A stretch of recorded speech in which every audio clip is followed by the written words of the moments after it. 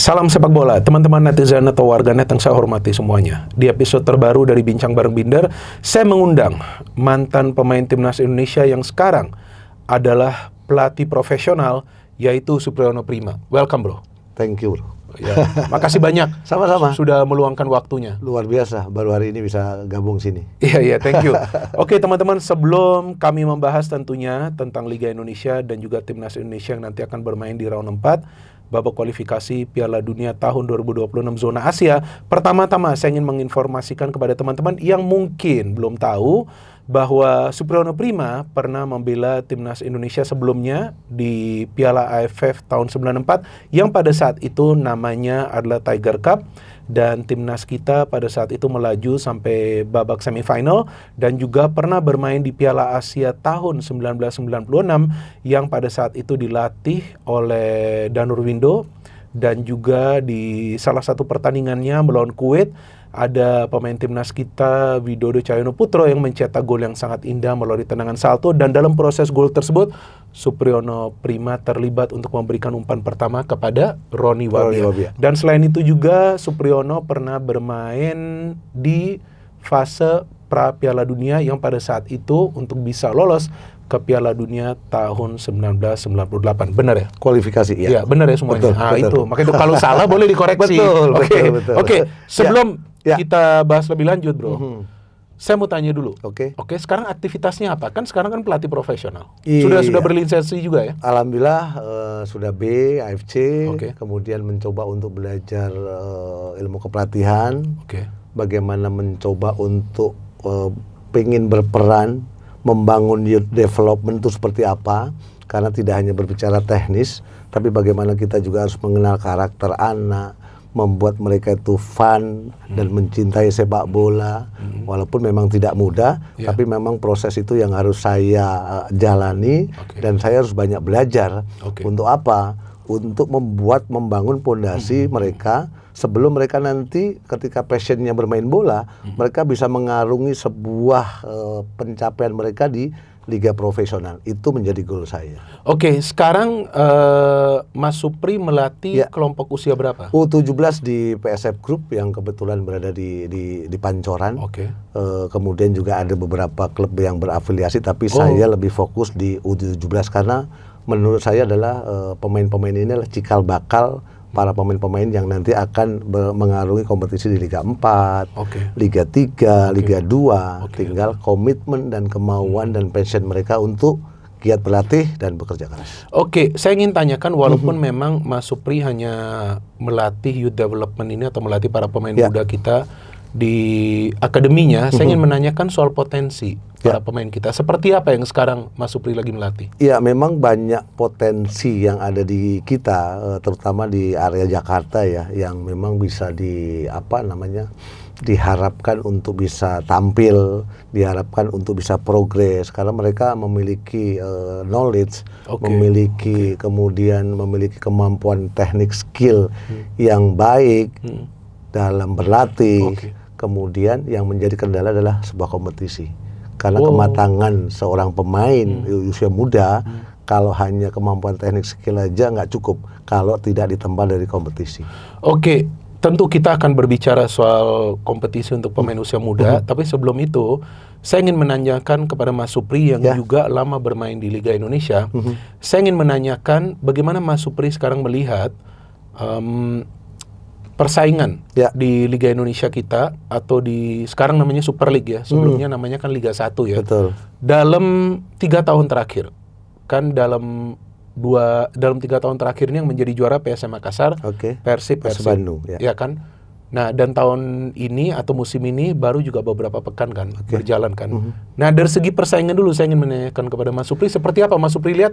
Artinya sebetulnya klub-klub mana saja sih sebetulnya yang punya potensi atau punya peluang untuk menjadi juara? Iya, 3 musim ini kan bisa dikatakan musim yang memang ketua umum federasi mencoba untuk lebih mengupgrade lagi kualitas kompetisi, kemudian juga menselaraskan, kalau saya lihat ya, menselaraskan antara bisnis dan kompetisi. walaupun memang ujung dari kompetisi adalah tim nasional. Pemain-pemainnya banyak yang terpilih dan bermain untuk tim nasional. Tapi dengan 3 musim terakhir ini jelas banyaknya keluar masuk pemain-pemain asing. Harapan saya mampu membawa value sepak bola Indonesia, satu. Yang kedua, untuk di level klub pastinya kan klub licensing itu kan butuh juga. Butuh juga poin untuk para klub-klub kita yang berada atau bisa mampu menjuara itu bisa mampu untuk playoff di Liga Champion. Artinya poin di situ. Tapi dengan sekarang banyaknya pemain asing, pasti persaingan pasti ketat.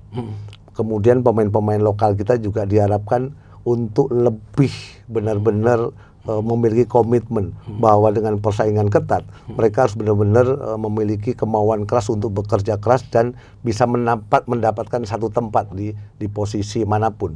Yang bermain di center back, yang bermain di full back kanan, full back kiri, full back kanan, full back. Karena apa? Dengan 7 pemain asing jelas bahwa kuotanya akan terbatas, menit bermain mereka juga akan terbatas. Tinggal mau tidak mereka itu berkompetisi. Iya betul, kan musim ini ada aturan baru yang baru saja tadi Anda katakan 7 pemain asing yang diperbolehkan bermain secara bersamaan ya. Nah ini kan ada pro dan kontra. Ya kalau yang pro mengatakan ya kan para pemain asing ini juga akan ditambah kuotanya agar membuat kompetisi menarik ya untuk dinonton ya, agar kualitas permainan itu lebih baik. Dan juga mereka mengatakan ya ini bagus juga untuk para pemain lokal biar mereka bisa bersaing ya kan. Tapi kalau bagi yang kontra menilai wah dengan begini banyak para pemain asing, ini gimana caranya para pemain muda kita walaupun ada aturan bahwa pemain usia U23 wajib main minimal 45 menit. Ya tapi kalau mau dimainkan lebih ya terserah dari pelatih, ya kan, jadi tergantung performa. Nah, yang kontra mengatakan, wah ini akan membatasi nih, ya kan, para pemain muda untuk bermain di kasta tertinggi kompetisi sepak bola Indonesia. Nah, kalau menurut Mas Supri, yang juga merupakan pelaku sepak bola, ya kan, kalau saya kan pengamat, ya kan, kalau Mas Supri ini kan pelaku, turun langsung ke lapangan meskipun di bagian youth development, kan pasti dengar-dengar dong dari teman-teman. Nah, seperti apa menurut sudut pandang Mas Supri dengan penambahan jumlah pemain asing ini dan juga bagaimana caranya para pemain muda kita ini bisa juga mendapatkan tempat walaupun tentu tergantung performa mereka? Saya melihat begini ya, berbicara market sepak bola Indonesia itu kan besar.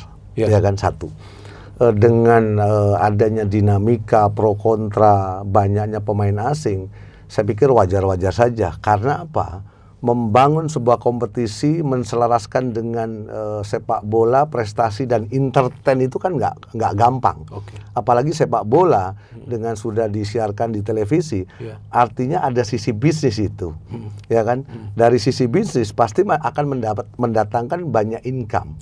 Nah, salah satunya upaya untuk menambah pemain asing, saya pikir ini adalah langkah yang tepat untuk menselaraskan antara bisnis, prestasi, dan entertain. Tinggal bagaimana yang tadi saya sampaikan, bahwa ini tidak mudah untuk pemain-pemain lokal. Walaupun bagaimana ketika mereka itu sudah memiliki label profesional, mereka tetap harus fight, mereka tetap harus bekerja keras. Untuk apa? Untuk mengamankan tempat agar bisa mendapatkan menit bermain. Karena apa? Dengan 7 praktis hanya 4 pemain yang akan mendapatkan tempat nanti. Mungkin di sisi flank kanan, flank kiri, atau bek kanan, bek kiri. Kalau menurut saya pro kontra wajar lah, tapi tetap upaya ini harus ditempuh untuk menaikkan value sepak bola kita, poin klub-klub kita, agar apa? Mudah-mudahan ketika masuk Liga Champions tidak harus lewat playoff. Ya, betul juga. Dan saya pikir ada juga kok pemain-pemain muda kita yang bisa bersaing, yang bisa masuk ke tim, ya kan, yang bisa menggeser juga para pemain asing. Bahkan pelatih dari Persija, Mauricio Souza, mengatakan sebelumnya bahwa dia tidak membedakan antara pemain asing dengan pemain lokal. Ya pokoknya yang penting bisa perform. Dan dia buktikan itu, dia memberikan menit bermain kepada para pemain muda yang memang dia melihat bisa bermain bagus, yang memang bisa memberikan kontribusi, bukan cuma dalam urusan gol, assist, tapi secara permainan dia pertahankan juga di atas lapangan. Sama juga seperti Boyan Hodak. Ketika dia melihat ada pemain yang bisa memberikan kontribusi, dia mainkan. Tapi ketika dia melihat, wah ini kenapa drop ya? Nah pasti akan dia ganti. Tapi selama ini kalau Mas Supri melihat, apakah dari segi masuknya para pemain muda kita ini ke klub-klub profesional bermain di kasta tertinggi, apakah ini ada perkembangan yang signifikan nggak sih? Artinya dari jumlah pemain muda yang bermain di kasta tertinggi? Iya, kalau saya melihat begini, dengan adanya pemain-pemain asing, dengan adanya pelatih-pelatih asing, harapan saya pribadi, walaupun saya pernah berada di Liga Indonesia, harapan saya adalah transfer knowledge itu terjadi. Satu, dari transfer knowledge terjadi, para pemain kita ataupun pelatih-pelatih yang masuk untuk bisa menangani klub-klub di kita itu mampu memberikan aura yang positif untuk membangun sistem, bahwa sepak bola itu sistem, gitu loh, ya kan, dengan coaching staff yang mereka bawa, memberikan warna kepada pelatih-pelatih lokal kita, walaupun memang pelatih-pelatih lokal kita juga masih belum mendapatkan kesempatan. Itu yang menjadi menjadi sedikit kendala. Harusnya ada kolaborasi lah antara pemain pelatih-pelatih asing dengan pelatih-pelatih lokal, untuk membangun sistem, mengkolaborasikan agar transfer knowledge itu terjadi. Dan buktinya kalau kita memberikan contoh Persib Bandung, Beckham perform. Kemudian Robi Darwis juga oke juga dia, walaupun jarang dia bermain. Betul. Untuk Arema ada Arkan Fikri. Nah itu. Ya kan, artinya kita bisa menyampaikan bahwa sepak bola sekarang bukan usia, tapi kemampuan. Iya betul, kemampuan yang paling penting. Dan juga gak dilihat dari negara mana. Betul. Ya kan, mau dari lokal, ya kan, mau dari luar negeri, yang penting bisa perform. Kalau pemain muda mampu menjalankan sistem yang diinginkan oleh pelatih, kenapa tidak? Iya betul, karena di sisi lain juga Mas Supri, tekanan dari supporter juga luar biasa. Luar biasa, mereka juga ingin agar timnya menang. Betul. Jadi ini juga memberatkan pelatih. Artinya pelatih juga harus memilih pemain yang memang bisa perform. Artinya dalam hal ini ketika ada pemain lokal yang memang tidak bisa perform, mau tidak mau dia harus mencadangkannya dulu. Dan untuk pemain-pemain lokal yang belum mendapatkan kesempatan, ya mereka harus mengevaluasi diri, kemudian mengupgrade diri, dan bekerja keras untuk apa? Tadi, untuk bisa mendapatkan kepercayaan dari pelatih. Iya betul. Selain juga kita baru saja membahas tentang penambahan kuota pemain asing, tapi yang menariknya kan musim ini ada 5 pemain diaspora kita yang bermain di Super League. Ya kan, ada Tom Hay dan Reinders di Persib, ada Jordi Amat di Persija, ada Strike di Dewa United, ada Raven di Bali United. Nah, kalau dari sudut pandang Mas Supri, seperti apa performa mereka? Walaupun masih awal musim nih. Ya, memang untuk beberapa pemain seperti Tom Hay memang perlu adaptasi dengan culture sepak bola Indonesia. Walaupun dengan kedatangan mereka jelas bahwa value kompetisi kita sudah meningkat, sehingga mereka mampu untuk meninggalkan klub yang sudah membesarkan namanya di negaranya. Jordi Amat mungkin bisa dikedepankan untuk konsistensi dalam beberapa pekan ke belakang ini. Karena kita bisa lihat Jordi bisa dikolaborasikan dengan Rido, dan juga sudah beberapa tahun ke belakang kan sudah mengenal kultur sepak bola di Asia. Betul. Itu. Tinggal Strike sama Raven ini yang Raven memang perlu untuk lebih taps lagi, lebih cepat lagi. Walaupun memang kita masih memiliki kendala untuk pemain nomor 9 itu kan masih belum klinis. Mudah-mudahan Raven, Rafael Strike ya mungkin harapan kita bisa menjadi opsi nantinya. Iya, selain Jordi Amat yang saya melihat dia cepat beradaptasi, Reinders yang nggak butuh waktu adaptasi. Eliano. Cepat banget itu pemain. Nah, Anda melihat peran dia seperti apa di Persib? Ada warna yang berbeda terhadap si Eliano ya. Bagaimana kinerja dia bermain winger dengan kecepatannya, sesekali juga masuk di half space. Saya pikir bisa memberikan dampak yang positif ya. Walaupun di Champion kemarin juga masih belum mendapatkan hasil, tapi adaptasinya sudah luar biasa. Artinya peran dari Eliano untuk tren sepak bola modern dengan cutting inside-nya itu mampu ditularkan ke Febri Haryadi atau pemain-pemain yang lain yang bermain di winger. Betul.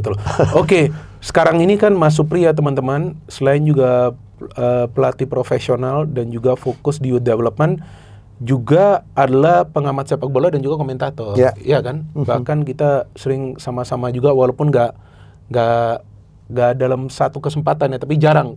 Kecuali pada saat timnas. Tim nasional. Kan kita kan bisa berduet juga ya. Bagaimana rasanya kalau dulu tuh main bola, kalau sekarang bicarain bola? Iya, memang ini sebuah sebuah pengalaman yang tidak mudah untuk mantan pemain bisa berada di tempat untuk bisa menganalisa, kemudian juga memberikan sedikit mungkin kritikan atau masukan dengan tren sepak bola sekarang gitu kan. Walaupun memang beda sekali ketika dulu. Kalau dulu ketika bermain kan natural, ya kan. Tapi sekarang kita harus belajar menyiapkan materi, mengenali karakter setiap individu di 11 pemain di starting 11. Betul. Kemudian kita mencoba untuk memaksimalkan dengan 3 momen sepak bola itu seperti apa, ya kan? Dengan dengan dinamika pertelevisian pasti kan tidak mudah, karena ada momen, ada timing yang kapan kita harus masuk, ya kan? Kapan kita harus mengevaluasi, menganalisa dengan kemampuan individu-individu yang kita yang disiarkan oleh televisi. Iya betul, tapi Mas Supri teman-teman termasuk salah satu pengamat juga yang berani memberikan kritikan, masukan juga kepada para pemain pada saat siaran. Dan saya pikir itu hal yang baik, ya kan? Terlepas mereka dengar atau enggak, ya kan? Tapi itu kan apalagi sesuai pengalaman dari Mas Supri yang juga lama membela timnas Indonesia kan? Ya, harapan saya pribadi untuk pemain-pemain muda terutama, ya kan, belajarlah mengenali dirinya sendiri, posisi mana yang dia sukai, satu posisi. Kemudian dari posisi yang dia sukai, dia tuh mau belajar bahwa tren sepak bola sekarang di posisi 7, di posisi 9, di posisi 8 tuh cara kinerjanya seperti ini, ya kan? Dengan kita memberikan masukan, dengan kita sedikit memberikan kritikan, mudah-mudahan knowledge mereka juga bertambah. Betul. Dan satu lagi, masyarakat juga ketika menonton pun itu juga memiliki wawasan, oh tren sepak bola sekarang tuh begitu. Iya, betul. Oke, menarik nih ya. Kita baru saja bahas tentang Liga Indonesia, tapi sekarang yang perlu kita bahas nih penting banget nih. Wah, luar biasa. Soal timnas Indonesia. Karena bentar lagi akan bermain nih di round 4 nih. Ada film ngeri-ngeri sedap. Ada ya? Oke, Mas. Ini sebelum juga round 4 dimulai, yang rame ini kan diperdebatkan ya. Tentu banyaklah yang kontra dengan keputusan AFC memilih tuan rumah, kemudian memilih wasit, kemudian waktu pertandingan, kemudian ada juga hari pertandingan, sampai Ketua Umum PSSI Pak Erick Thohir juga harus protes ya kan, soal pertandingan itu dikasih waktu yang lebih banyak lah, yang pertandingan kedua itu akhirnya dapat kan waktu yang lebih banyak. Memang faktor non teknis ini menguntungkan sebetulnya bagi Arab Saudi. Dan saya juga berkali-kali telah mengatakan di channel ini, memang ini tidak adil.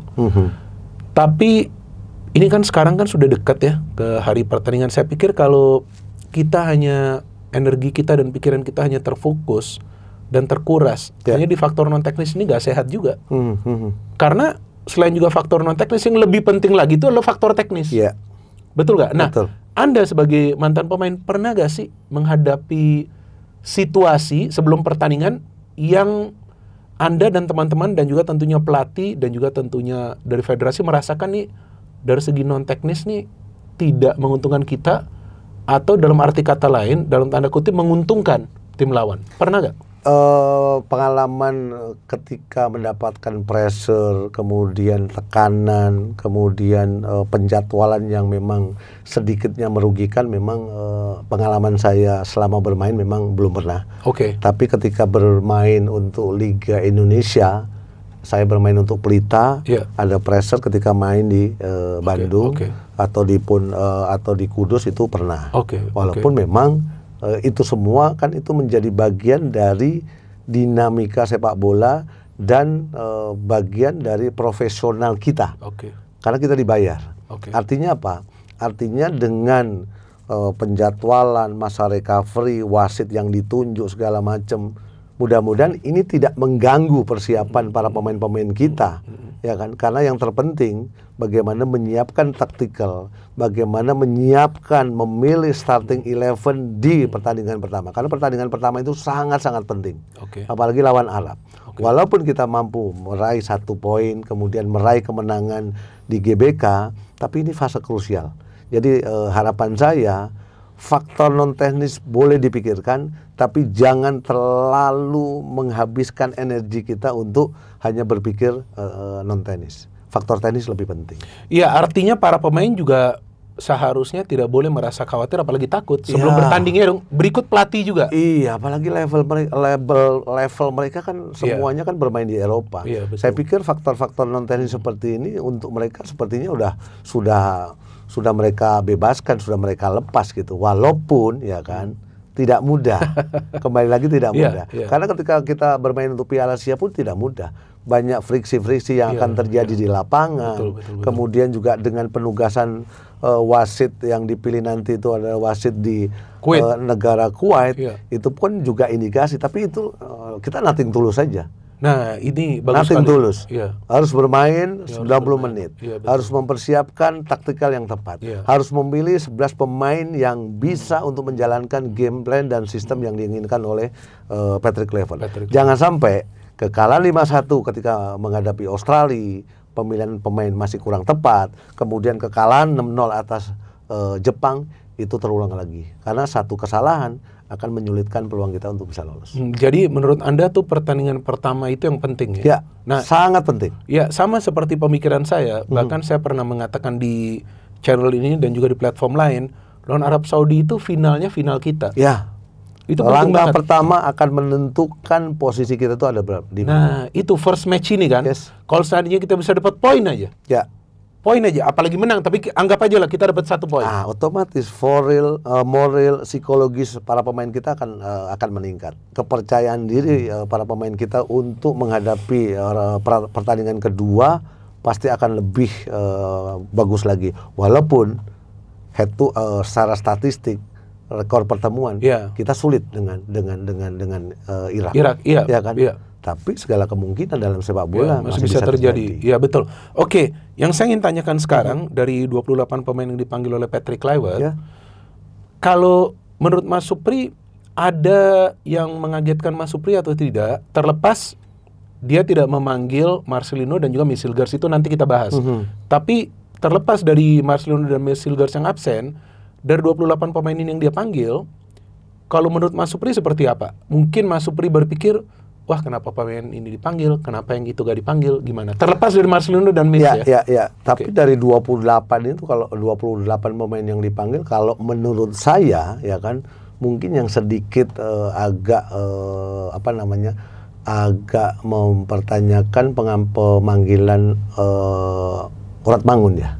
Oh, Ragnar, oke. Karena kan terakhir dia tidak dipanggil. Kemudian juga dipanggil tapi gak main. Tapi kita belum tahu kondisi stamina, level fitness dia, kebugaran dia seperti apa. Tapi untuk pemain-pemain yang dipanggil yang lain, saya pikir ini yang terbaik. Artinya apa? Ada game plan, ada sesuatu sistem yang akan dibangun oleh Coach Patrick Kluivert dengan total football-nya lah. Kemudian dengan attacking-nya lah. Ya kan? Makanya ada Tom Hai, walaupun juga belum perform juga di Persib Bandung, tapi masih dipercaya untuk bisa menjaga kekuatan lini tengah. Kemudian debutan pemain baru Miliano, yang saya pikir akan bisa memberikan warna tersendiri.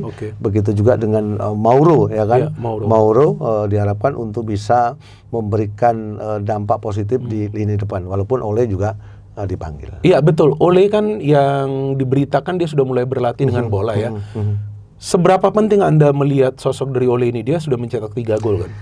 Ole dengan adanya Ole, kita tidak bisa menutup mata bahwa produktivitas pencapaian gol kita berawal dari kaki Ole. Sosok penting untuk bisa lini depan kita itu bisa produktif.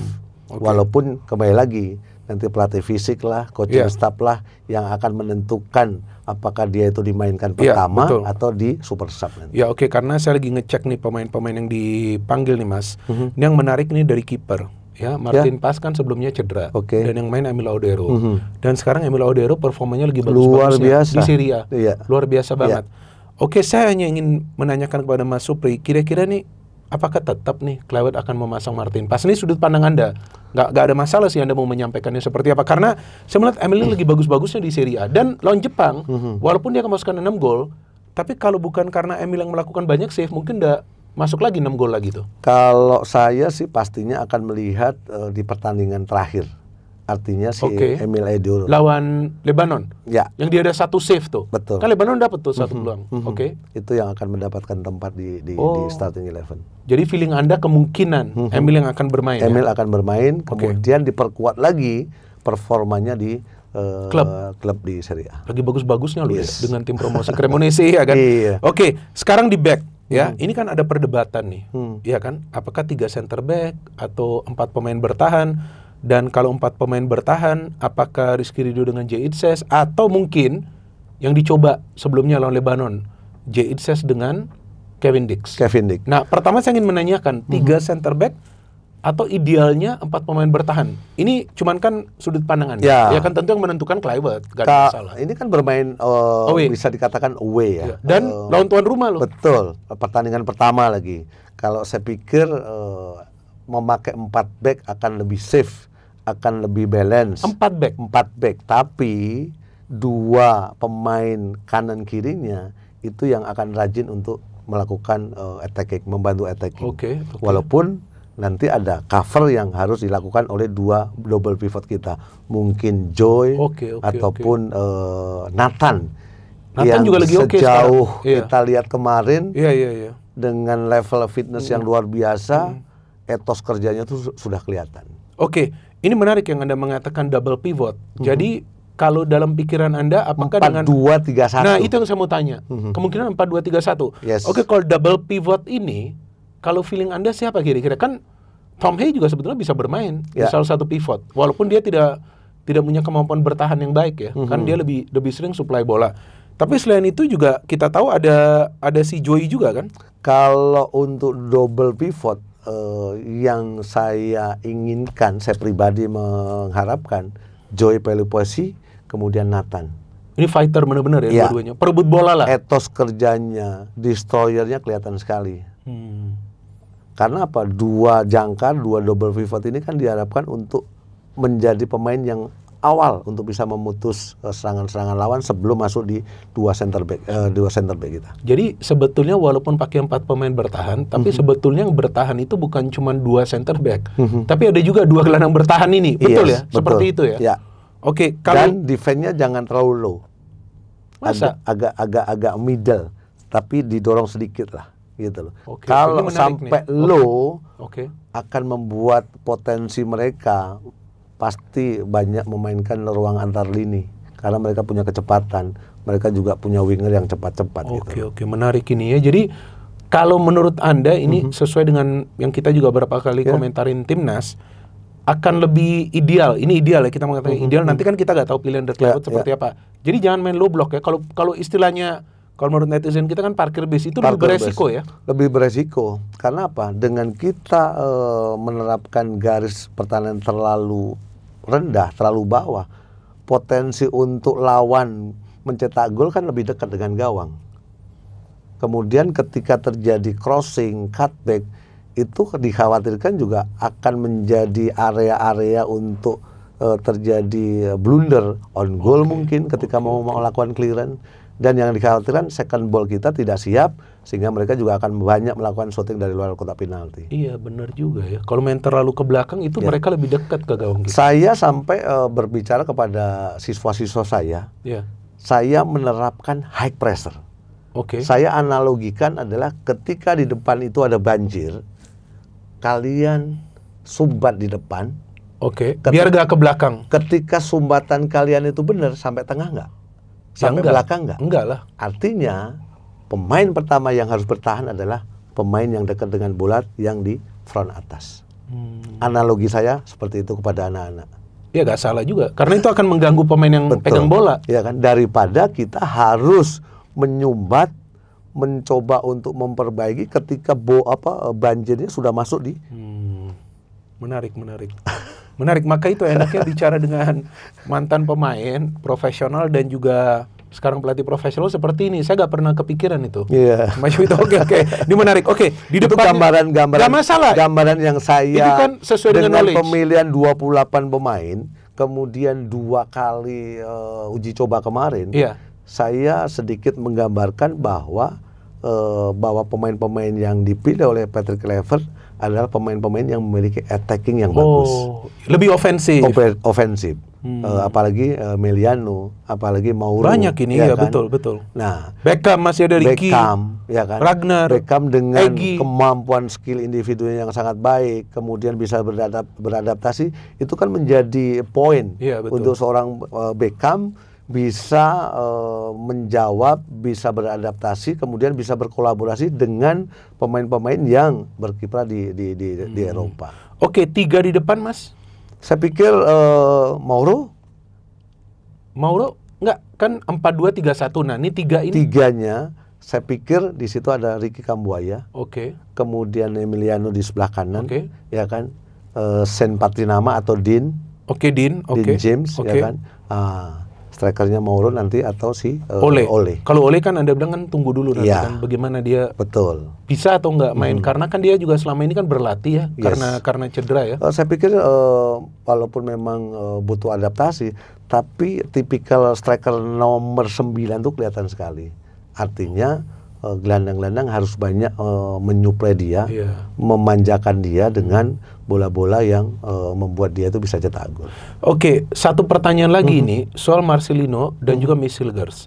Ya, memang mereka tidak banyak mendapatkan menit bermain, sehingga tentu match fitness mereka tidak akan bagus ya. Tapi kan yang kita tahu Marcelino itu mencetak 2 gol. Itu dia. Ke gawang Arab. Kemudian Michelgers juga bukan pemain kaleng-kalengan. Walaupun memang sejauh ini kekompakan, saya bicara kekompakan dia di lini belakang tuh belum terjalin. Ya kan dengan pemain-pemain lain. Nah, dengan absennya Marcelino dan Michelgers, Anda menilai apakah ini, waduh ini kerugian nih bagi timnas kita, atau mungkin dari Kluivert sudah ada backup plan dari pemain-pemain yang dia panggil ini?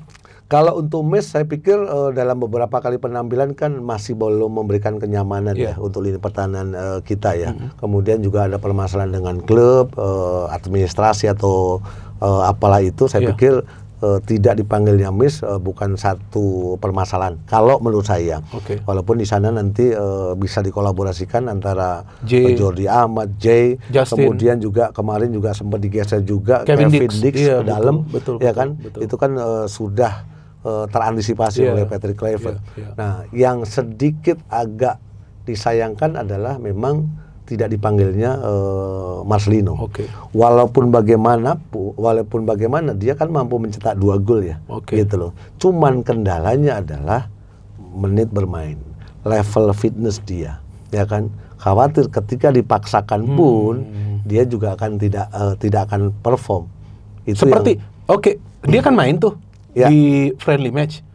Nah, kalau saya mengkritiknya juga, yang lawan Lebanon sebelumnya lawan Chinese Taipei, saya mengatakan dia kan tidak banyak mendapatkan menit bermain. Tapi kemudian di Lebanon juga dia seperti itu mainnya.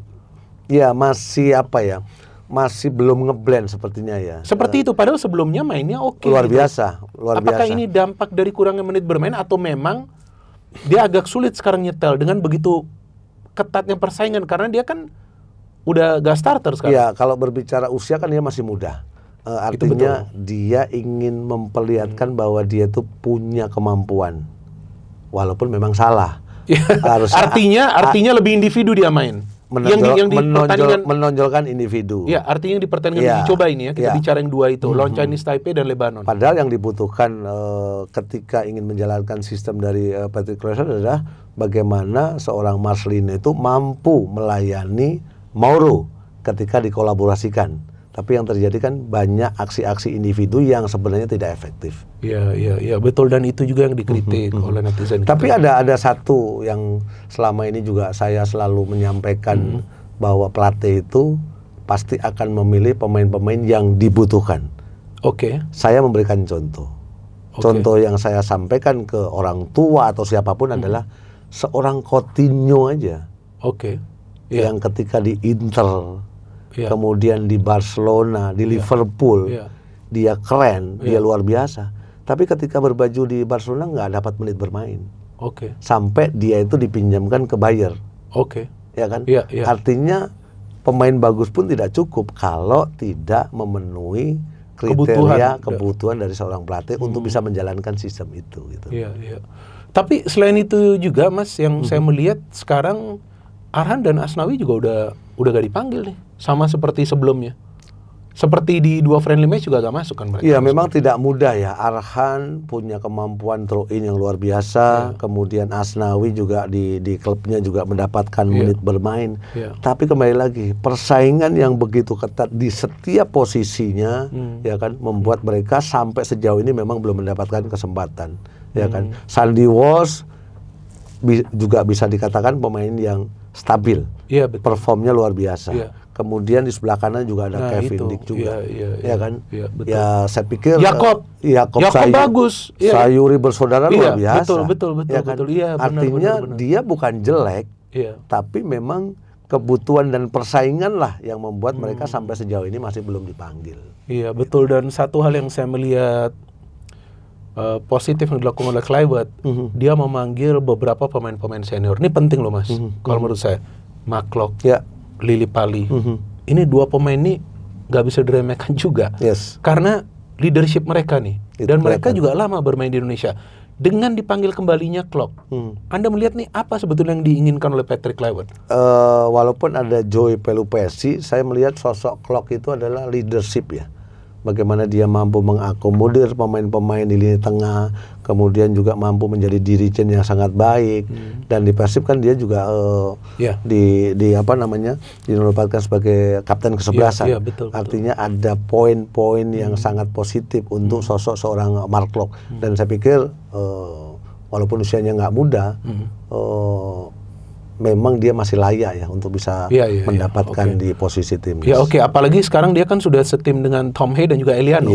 Makin enak lagi kalau mau main. Mereka kan bisa dikatakan satu angkatan lah. Betul. Kan? Tapi yang menarik sebelumnya kan pemain Persib gak ada, sekarang ada 4, Mas. Ada 4, ada Tom Hay, ada Beckham, ada Eliano, ada juga Marklock. Artinya memang Patrick Kluivert melihat dong pemain mana yang perform di kompetisi domestik, baru kemudian dia akan panggil kan? Dari Malut juga ada, ya kan, dari Malut United. Kalau tidak salah 12 ya? Iya 12 betul. Dan Persija ada 2 juga. 12 pemain yang berkompetisi di BRI Super League, ya kan, mendapatkan kesempatan untuk di round 4 ini. Artinya dia mengikuti juga dong kompetisi lokal kita kan? Dan konsistensi itu kan penting kan? Apalagi ya kan, kompetisi kita dengan banyaknya pemain asing itu kan membuat pilihan dari seorang Patrick Kluivert juga banyak. Akan memainkan pola sistem strategis seperti apa dengan adanya Sayuri bersaudara, memanggil kembali Vano, Marklock, dikolaborasikan dengan Emiliano sekarang, kemudian Beckham, ya kan, yang debutnya juga saya pikir bagus. luar biasa. Berani untuk melakukan penetrasi ke dalam, itu bagus. Kombinasi playnya juga sangat baik. Gitu. Yang saya ingin tanyakan sekarang sebelum nanti kita ke pembahasan lainnya, yaitu peluang. Ini sekarang kita berbicara soal peluang. Selangkah lagi kalau bisa menjadi juara grup, Indonesia akan bermain di Piala Dunia. Nah, saya ingin tanya, Mas Supri, tolong secara jujur menjawab, ya kan, optimis atau tidak? Saya pribadi. Saya optimis. Saya optimis. Sama. Enggak, ini jujur. Saya mengatakan jujur. Saya juga optimis. Karena apa? Prosesnya itu kan tidak mudah. Sebelum dikalahkan Australia, optimis saya luar biasa. Sempet turun lagi. Karena kalah lawan Australia.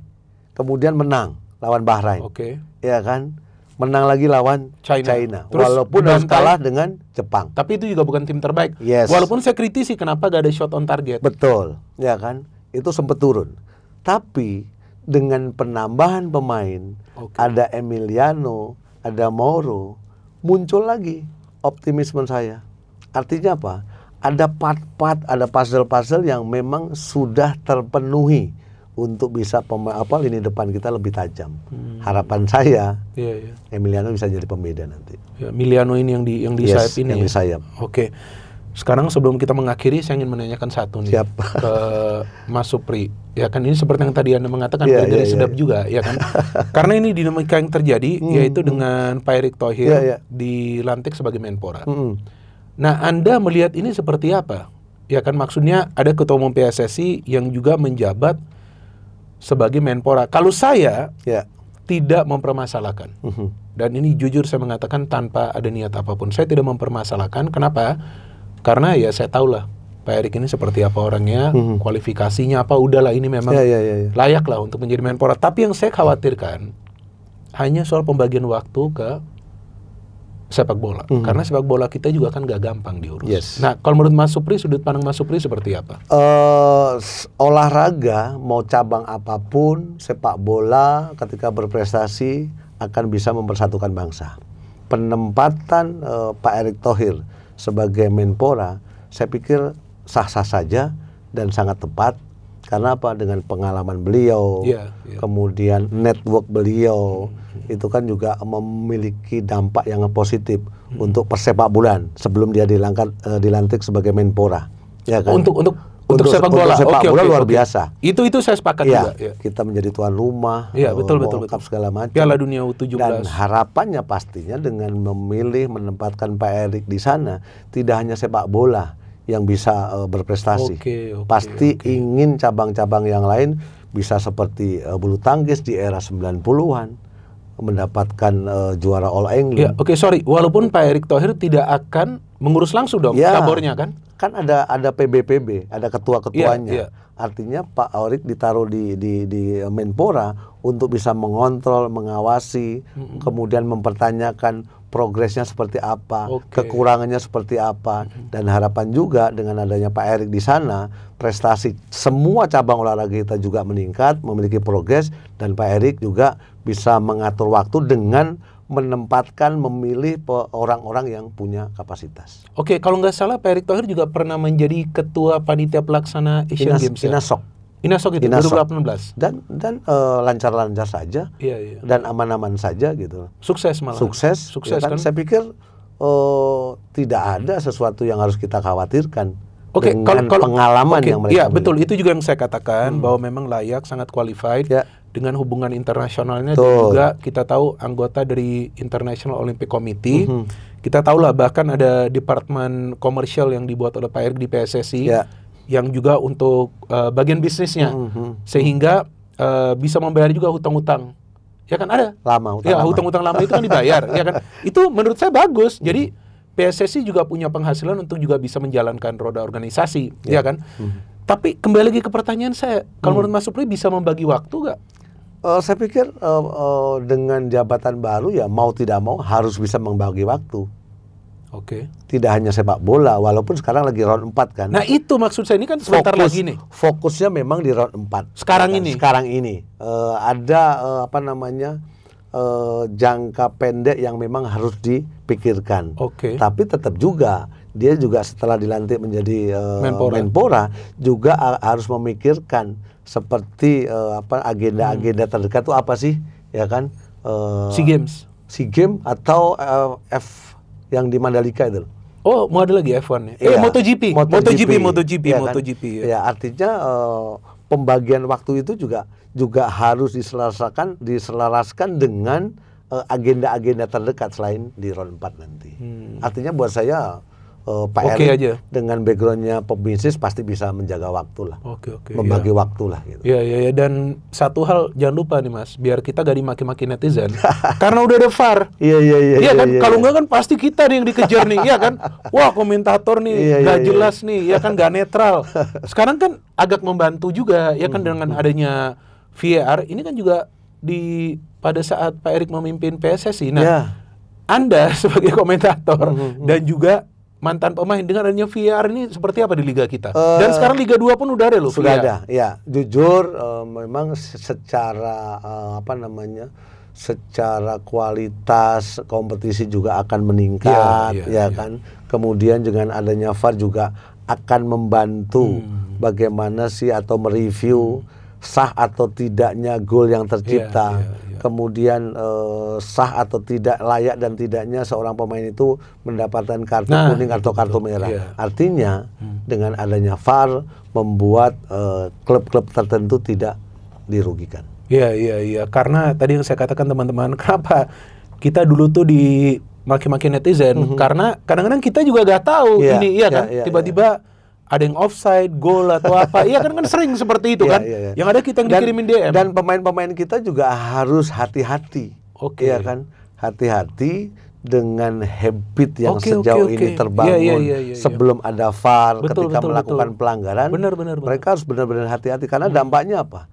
Ketika bermain di kompetisi ataupun pertandingan internasional itu bisa berdampak. Benar. Jadi ini membantu juga para pemain kita, iya kan? Artinya apa? Value kompetisi tidak hanya meningkat, tapi individu itu juga akan lebih baik lagi. Akan meningkat lagi.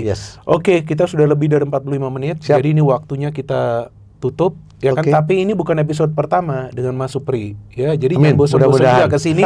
Tapi sebelum kita closing, seperti biasa saya akan meminta narsum yang hadir menyampaikan pesan-pesannya kepada para netizen, ya kan, yang budiman dan bijak netizen kita, ya kan, dan juga supporter sepak bola. Silakan Mas Supri bisa menyampaikan ke kamera. Iya, terima kasih Bung Binder atas kepercayaan di sore hari ini, dan mudah-mudahan para penonton netizen selalu mencintai channel ini, dan ingat bahwa ini adalah sebuah obrolan, kemudian juga sebuah analisa yang ingin kita sampaikan, harapannya agar sepak bola Indonesia semakin maju dan timnas kita semakin berprestasi untuk bisa lolos di Piala Dunia. Iya, betul, itu harapan kita semua. Siap. Dan kita sebagai supporter, kita tentu akan mendukung terus timnas Indonesia. Siapapun dan jangan pelatihnya. lupa tonton terus Bola Bung Binder. Ini yang paling mantap nih, ya kan? Oke,